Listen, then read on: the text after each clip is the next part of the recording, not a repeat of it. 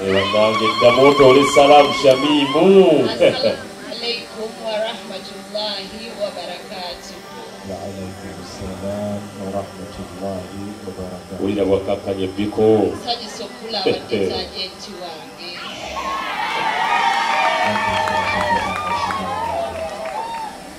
Webale kujja, webale kutanswaza. Kulike kubo mkwano.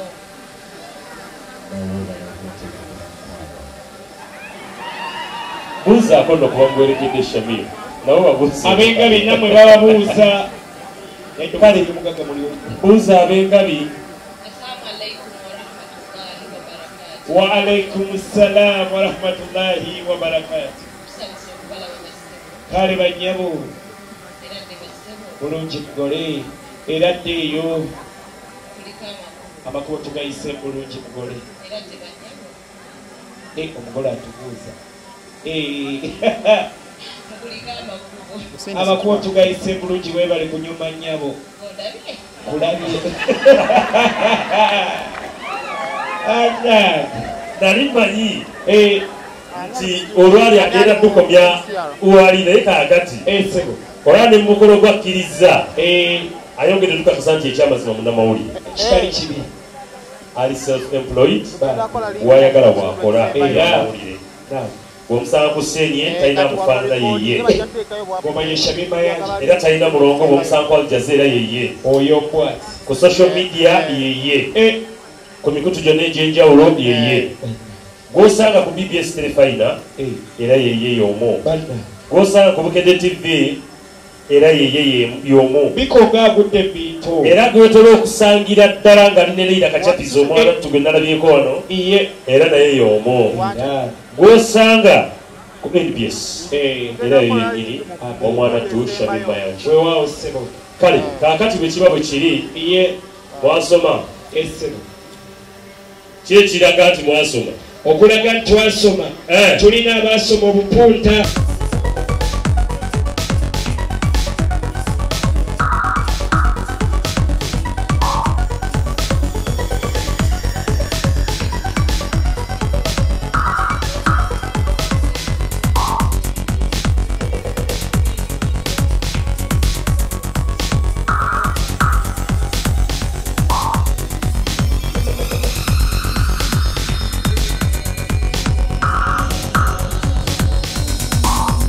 nga ne mala tebekedde wansi kosi gwemundi ndowooza okusemba ngaofukambe Assalamu alaikum wa rahmatullahi wa barakatuh.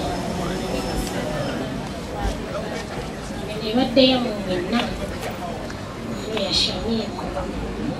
Assalamu alaikum wa rahmatullahi wa barakatuh. Lovely. Kwaniriza beautiful. Tuli basanyufu nnyo ffe ab'engabi amasanyu nga tuyikirako olusembe tubula Biko mbadde mu maaso antumye obubaka buno omuntu atuma ebiseera ebisinga tatera kubeerawo ekyenjawulo ye waali antumye obubaka buno bukuleetere nga bujjuddemu message nyingi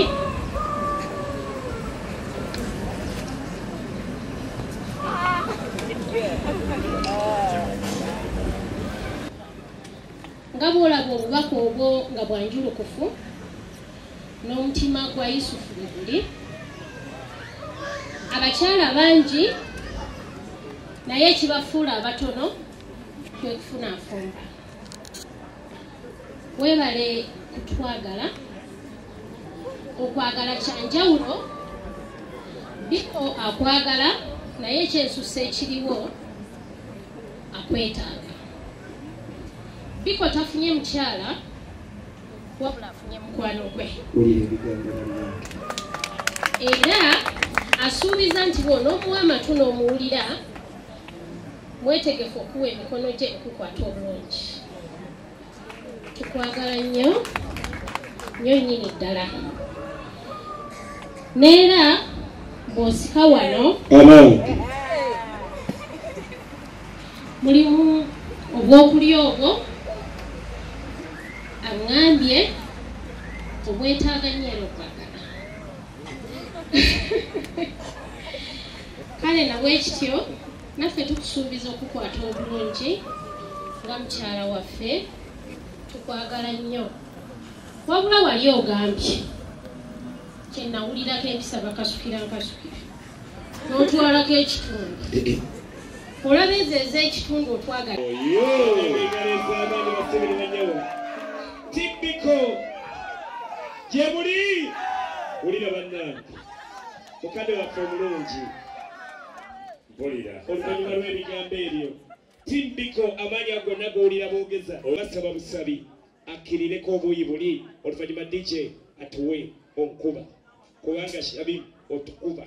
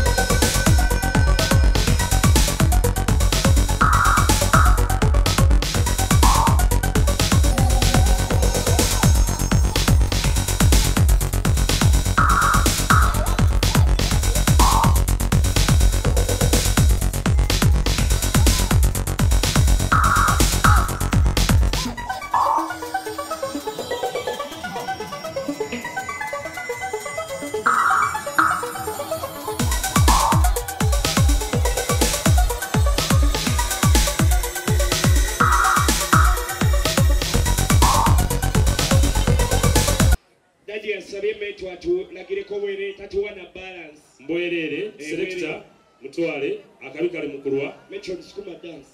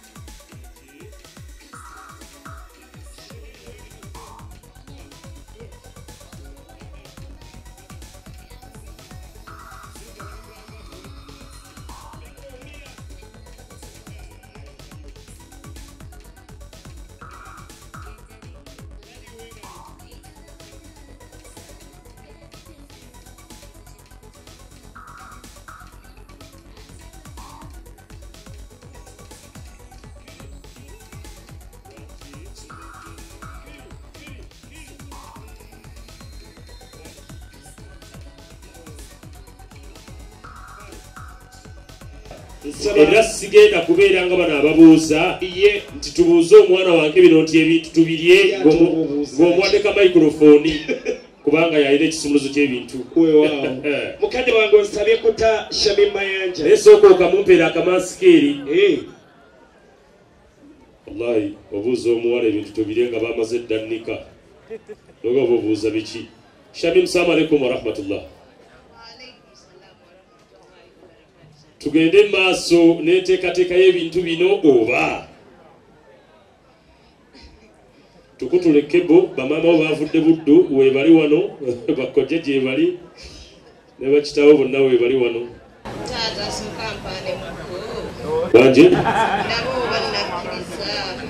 Wangi? Ampaane muko. Biko abalemu. Ampaane muko. Akuwanemu bane biko mupera akamansikiri bane akalulu kaluwa. Kati wallahi.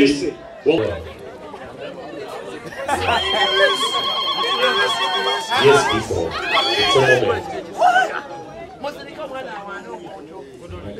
Wana mtu wakamati manjari kuwa. Assalamu warahmatullahi wabarakatuh. My love. My sugar. Wow. I want to go with you. Namba umanga chakula. My sweetest. My bravest. My cutest. Just for his point. Magalanga nubu.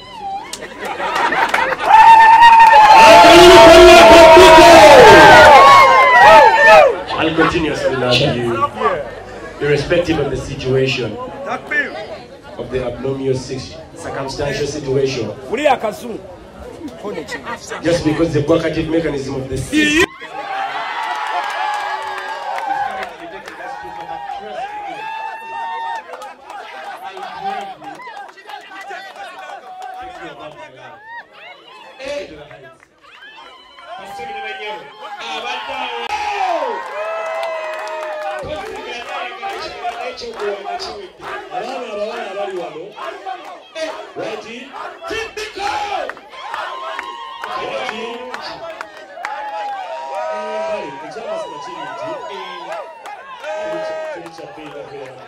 Tata.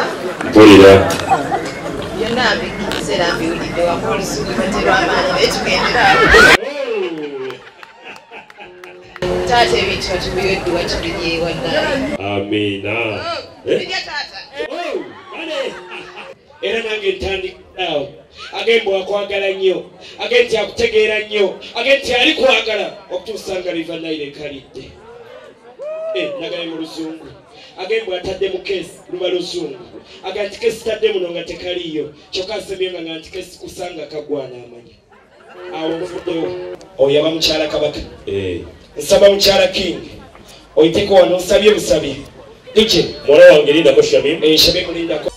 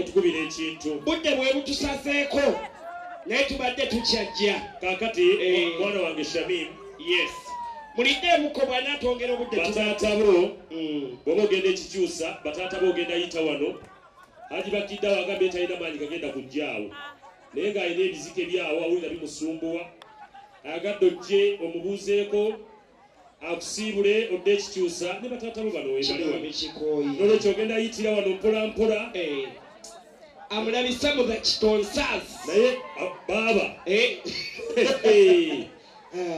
olaba aliwo ati ku mukolo nga gugwe atukyagenda maaso n'okwanjula kwa mwana muwala Shamim Mayanja ne mwana mulenzi Biko kati ndine beautiful Google amanya amatufu anagatuwe soko olage ekiteeteeyi ky'omwana gwe naawe laba ekiteeteeyi laba maali laba ssente ogamba otya Jendi sebo ogamba otya mukwano jendi obulamu alhamdulillah obulamu bulungi omukolo alhamdulillah twebaza bwebaza mukama mulungi okuba nga tutuuse kukula lino tusooke nga guga awulira ate nga tunagenda eri omulala nga guga awulira atya of course I am happy much as nze nsigadde but nange olwange lujja buli omu n'olunaku lwe but I am so happy for my Kabite very happy then nga tuzeene mulamu bwa bulijjo awuta zitufiira okubeera nga teammate atuuse ku kino Bana is the best nze nansanyuse I think you were there when it was raining enkuba etonye naye nga sigiwulira nga I am just happy it was so I thank God for sure nebaza Katonda nga team yamwe there is that unity gyendabe nga buli omu musanyufu mwenza okwoza batakusongera ku mugole nti oli ye mugole oyinza okwoza buli omu ye omugole kiki what is so unique about you people mwena nga muli mu team yamwe twetegeera twemanyi actually twava mu mukwano twafuuka family we are one family we are a team buli kimu tukikolera wamu as a team era mbebaza okuba nti fena twetegeera twebeererawo twesitula kyekisinga obukulu kale mukwanage okay kyagenda maaso kyali ku mukolo tunoonya ku baana abazze abalidde emmere nga tugenda maaso nga tubabuuzaako kimu bibiri naye nga tukyali kukwanjula kwa Shamim Mayanja ne Biko tovaawo tukyagenda maaso nga tukuweereza Biko agenda kwogera ebisaanidde ng'akwasa mwana muwala empete eyo tuwulirize ebigambo by'omugagga singa asoose n'ayogeramu ku luyindi yo wamaliya ayogedde luzungu ekintu kisusse zonna azimanya atambula Uliro muyindi. Patel Biko. Yeah. Patel. Mami and Papa, thank you very much for escorting me to this event. Patel We did Biko. it right. Thank you very, very, very much. I'm so humbled. Oh, Galwa Biko Vura! Babi Chikaviti. Manya. Kale. Kabite family, tulinze na mwembele konke. Iye.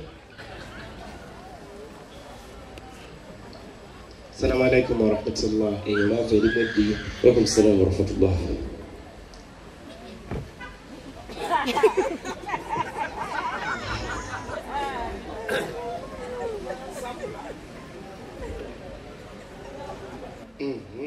Nachitonsazi. Nechitonsa wali bwagira. Mami. Bana mwebale kunjagalira mchala wange.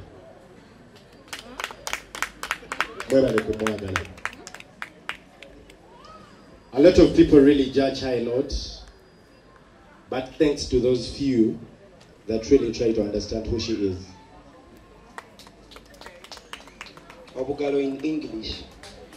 Abasinga, honestly speaking, bamumanyinga Kabite oba Zubeda, but she is just an angel to me.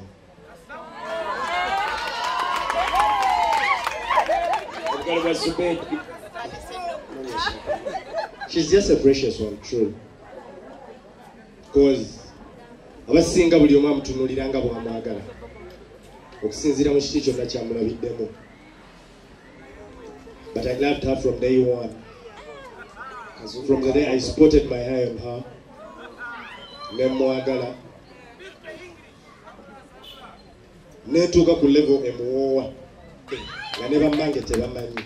But alhamdulillah, thanks my family, thanks to my friends, thanks Kanji, thanks Brave Concepts,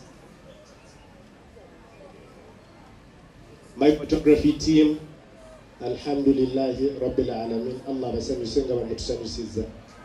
Allahumma amin ya Rabbi. Allah bagondeze abanguyize. This is just so special to my wife.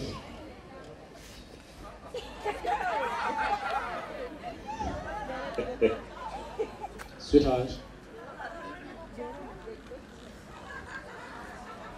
I'm basically not proposing, but just placing a vow on this day.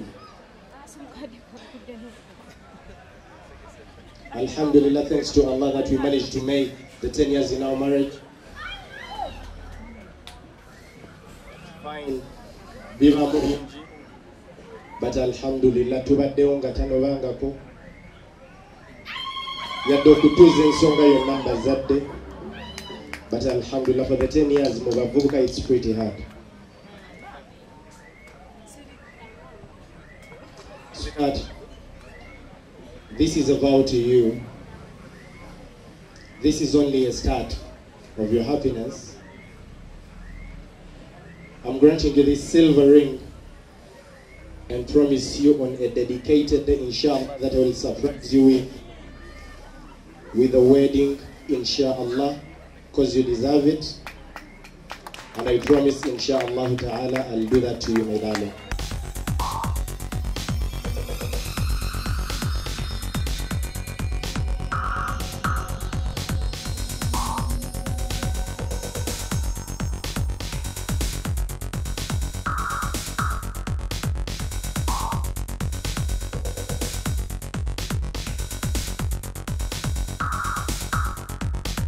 Assalamu alaikum wa rahmatullahi wa barakatuh. Welcome salam wa rahmatullahi wa barakatuh. Olunaku lwa leero ng'ennaku z'omwezi 10 omwezi ogw'12 ye December. Nyanjudde omwami wange mu bazadde bange, omwami asinga okunjagala mu nsi, asinga okuntegeera, omwami asinga okundifendinga mu bantu,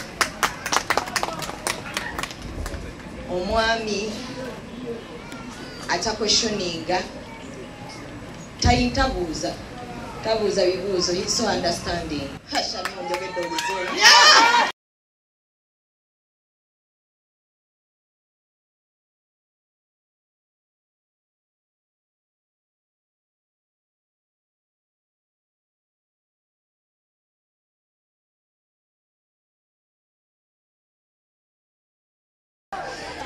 Alia, jango bikule kirabo kino.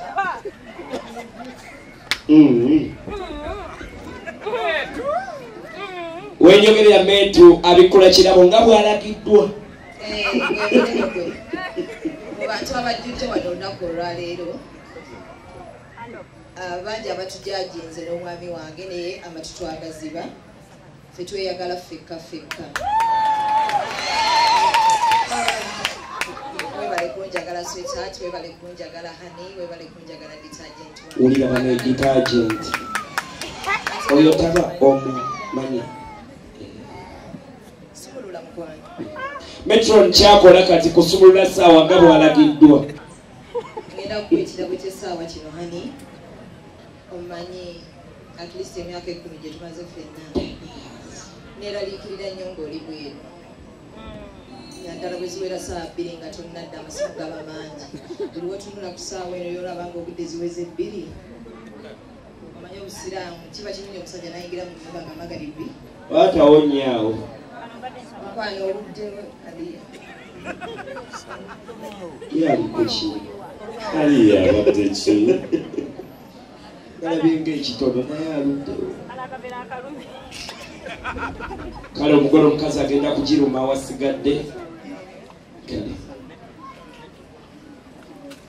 tukikubireko mu ngalo. Sawa erabika yadde. Essaawa kijogerere ne gye yavudde. Ekyo kitabudde sawa erabika yadde. Kati eyo mulekwa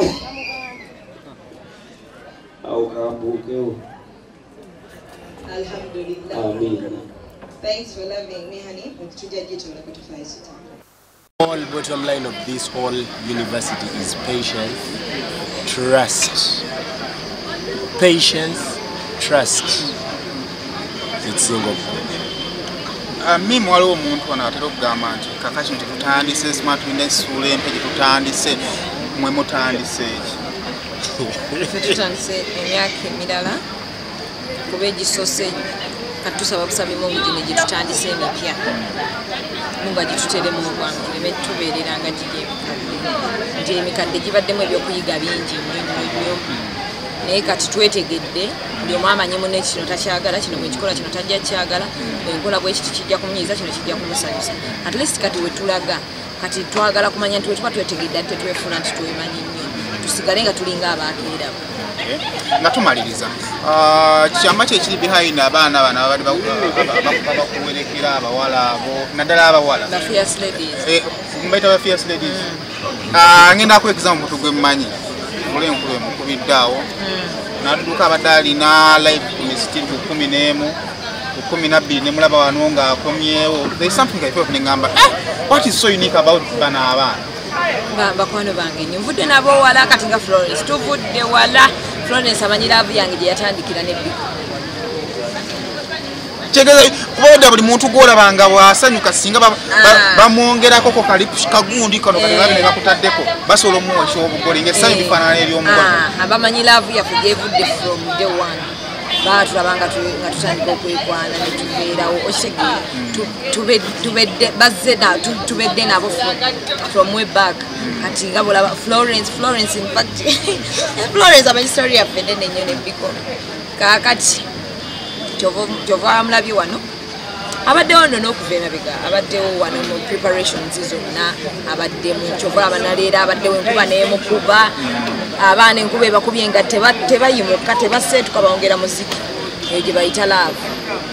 Mu interview gye nasooka okukola ne Mimi yagamba oli defenda we naawe wennyini nowakyogera nti omudefendinga abasajja osobola defendinga omukazi omundi ogusooka olabanga oli akyogera nonakyogera nolya nawe akyogera mukana neweka bali bangi batuufu kyo kisinga okukipinga okusiga ku kigambo kyo.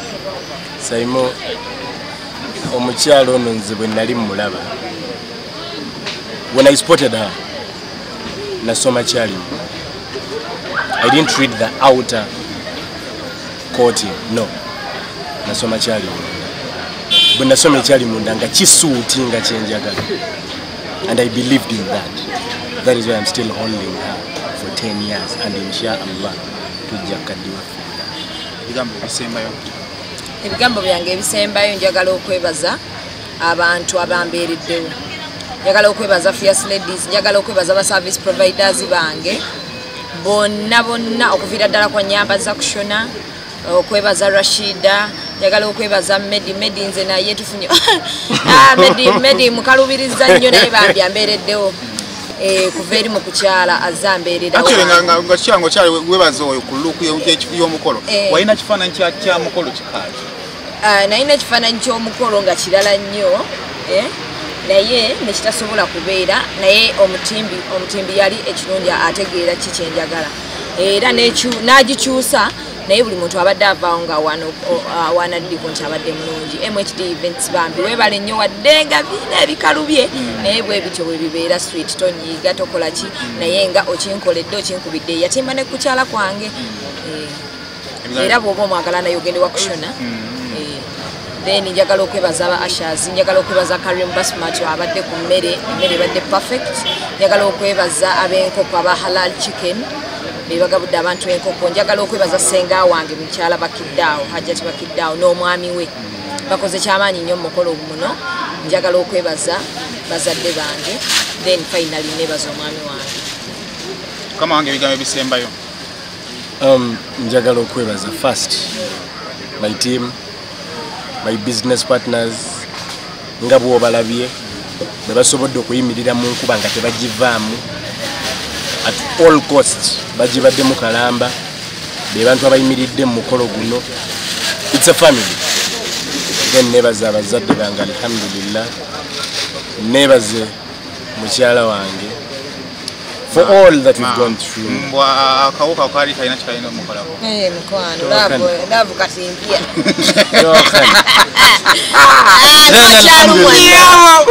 manyi sayimukendezi olaba ono ngenda nteka ekifaananyi kyange ekyokukyala nedda sayimo nange wallahi nalinga ekikomentirako wampona sawa najja ku status eyange sayimo wampona nali nsindika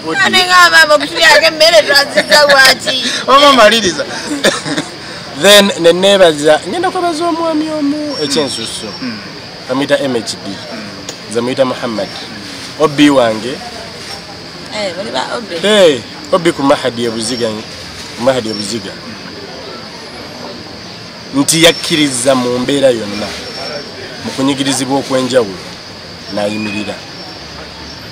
Thank you nsaba Allah akugondeze byonna ebiba bikalu by'embulamu bwo ate akumalire era akusanyuse nga bw'otusanyusizza.